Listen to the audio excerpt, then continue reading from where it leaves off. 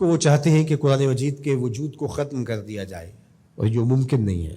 کتنے نسخے جلاؤ گے، اس کتاب کو ختم نہیں کر سکتے۔ اگر تم قرآن مجید پر پابندی بھی عائد کر دو، جس طرح ما وراء النہر کی ان ریاستوں میں ہوا تھا، قرآن مجید پہ پابندی تھی، کوئی گھر میں قرآن نہیں رکھ سکتا تھا، پکڑا جائے تو اس کا گھر گرا دیا جاتا تھا۔ لیکن جب یہ ریاستیں آزاد ہوئیں اور یہاں سے لوگ قرآن مجید لے کر وہاں گئے، وہ قرآن اٹھاتے تھے اور چومتے تھے، روتے تھے اور کھولتے تھے، چنتے پڑھنا نہیں آتا تھا، اور جب یہاں سے گیا ہوا کوئی شخص ایک آیت پڑھتا تو وہ آگے پڑھنے لگ جاتے، تو انہیں کہا جاتا تمہیں تو پڑھنا نہیں آتا، تم زبانی پڑھ رہے ہو۔ کہا کہ ہمارے پاس قرآن مجید کا نسخہ تو موجود نہیں ہے، لیکن ہماری ماں نے ہمیں قرآن یاد کروایا ہوا ہے۔ قرآن مجید کا مقابلہ ممکن نہیں ہے۔ یہ ہارے ہوئے لوگ ہیں جو نسخہ کتاب رحمت قرآن مجید کو آگ لگا کر اپنے خود سے باطنی کا اظہار کر رہے ہیں۔ اس سے کتاب رحمت کی عظمت پر کوئی فرق نہیں آئے گا۔ اس کتاب رحمت کو کائنات سے محو نہیں کیا جا سکتا، سینوں سے، دلوں سے، دماغوں سے، روحوں سے۔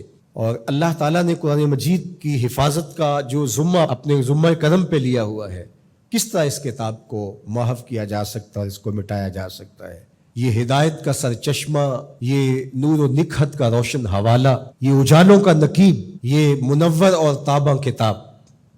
میں یہ بھی سوچتا ہوں کہ لوگ لوگوں سے ڈرتے ہیں، یہ کیسی قوم ہے جو کتاب سے ڈرتی ہے؟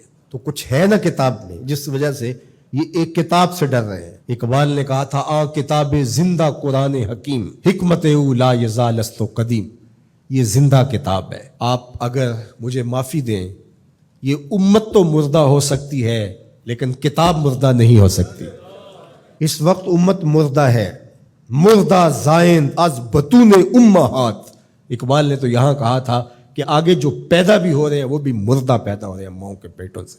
یہ امت مردہ ہے اس وقت، تبھی یہ ہوا ہے۔ زندہ قوموں کے ساتھ ایسے نہیں ہوتا، لیکن کتاب مردہ نہیں ہے، کتاب زندہ ہے۔ ہمارے اندر اگر زندگی کی کہیں کوئی رمق موجود ہے تو وہ اس کتاب کی وجہ سے یا زندہ رسول کی وجہ سے، ورنہ ہم اپنا وجود ختم کر چکے ہوتے۔ یہ کتاب ہمیں مرنے نہیں دیتی، اس نے ہمیں زندہ رکھا ہوا ہے۔ پوری دنیا کفر کو اس کتاب نے سیخ پا کر دیا، اور یہ اپنے پارلیمنٹ کے اندر ہاتھ میں اٹھا کہتے ہیں اس کتاب کے ہوتے ہوئے مسلمانوں کو نہیں مٹا سکتے۔ تو اس کا مطلب یہ ہوا کہ تم مسلمانوں کو مٹا نہیں سکتے، چونکہ اس کتاب کی حفاظت اللہ نے اپنے ذمہ کرم پہ لی ہوئی ہے۔ اس کتاب کو تم مٹا نہیں سکتے، اللہ مٹنے نہیں دے گا۔ تو جب اس کتاب کو تم نہیں مٹا سکتے تو اسلام کو بھی نہیں مٹا سکتے۔ اسلام اپنی اصل شکل میں، صورت میں قیامت تک موجود رہے گا، اور موجود اس لیے رہے گا کہ اصلی شکل اور اصلی صورت میں قرآن موجود رہے گا۔ تو اس امت کو، اس کتاب کو اپنے سینے سے جوڑ کر کے، اپنی روحوں میں اتار کر کے، اس کے احکام پر عمل پیرا ہو کر کے، اس کتاب کے ساتھ جڑ کر کے دشمن کو عملی جواب دینا ہوگا۔ یہ بات درست ہے کہ جس کے سینے میں ایمان کی معمولی سی رمق بھی موجود ہے، وہ اس واقعہ سے دل گرفتہ بھی ہے، دکھی بھی ہے اور بے چین بھی۔ 56-57 اسلامی ملکوں کے حکمران جن پر اولین ذمہ داری آتی ہے اس عمل پر بھرپور رد عمل دینے کی، وہ فرنگی روحوں کے بے حس ڈھانچے ہیں، سوائے اشک شوئی کے، سوائے رسمی بیانات کے، باقی ان سے کسی عمل کی توقع کرنا عبث ہے، فضول ہے۔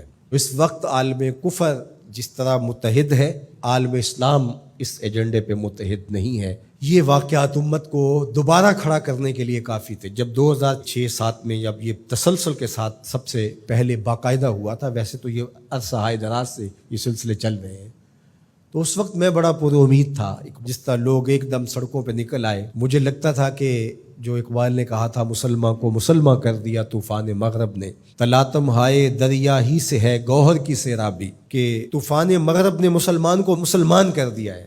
رد عمل کے طور پہ یہ جڑ جائیں گے اور سب کچھ ہوگا، لیکن چند دنوں کے بعد وہی کچھ تھا جو ماضی میں تھا، کوئی فرق نہیں تھا۔ ایک ہنگامہ بپا ہوا، لوگ سڑکوں پہ آئے، نعرے لگائے، اور انہیں لگا کہ ہم نے اپنے جذبات کی تسکین کر لی ہے اور ٹھنڈے ہو کے گھر بیٹھ گئے۔ ہمیشہ ہوتا یہی ہے، جس طرح وہ کسی کو صدمہ پہنچے تو لوگ کہتے ہیں اس کو ذرا کھل کے رو لینا